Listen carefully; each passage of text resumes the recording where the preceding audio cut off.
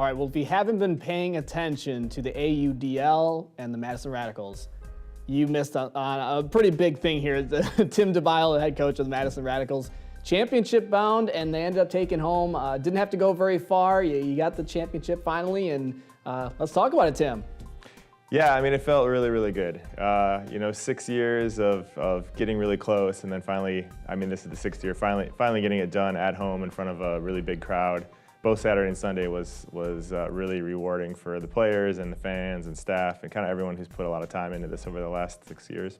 Absolutely, yeah, it's great. You can watch those games on our station. You can kind of stream it, see it live if you don't have access to a TV. So lots of ways you can tune in for the Radicals next year. So let's talk about this. You had to play Los Angeles on Saturday night to get into the championship game. So how did that game go? What was your thoughts on that? Really good.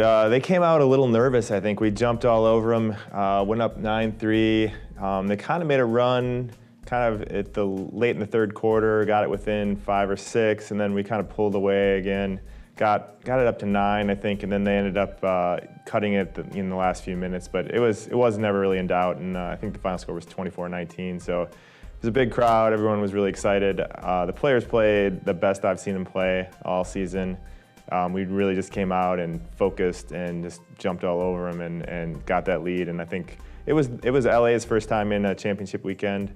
So I think they were maybe not quite ready for the crowd and the pressure and everything. So we took advantage of that and and put the game away pretty early.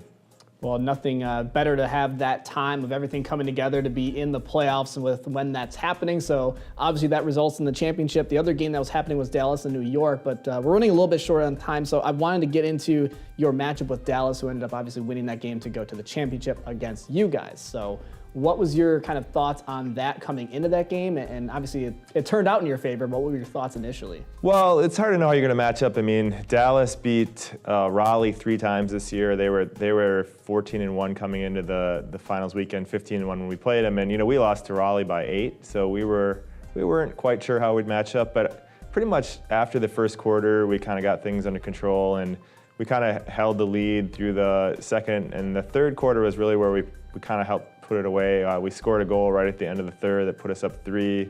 Came out in the fourth and got a couple breaks, meaning like we pulled and got turns and scored. And I think we were up 6 or 7 kind of most of the fourth quarter. Ended up winning kind of comfortably by 4 at 2016 and had a really good moment at the end of the game, kind of when you know you're going to win and the crowd stands up and starts cheering, and counts down. Yeah, it was really good. It was awesome, and we had such a great crowd, and fans rushed out on the field, and it was really, really great and made it worth kind of all the effort we put in and the kind of heartaches we've had over the last 5 years. I know. You know what? This interview isn't going to do it all the justice that it deserves of how much that championship means to the city and to you guys, I'm sure, as well. And congratulations again. And man, we hope to do it again next year. Yeah, absolutely. We do too. A special thank you to Conan Automotive in Stoughton for supporting local athletics.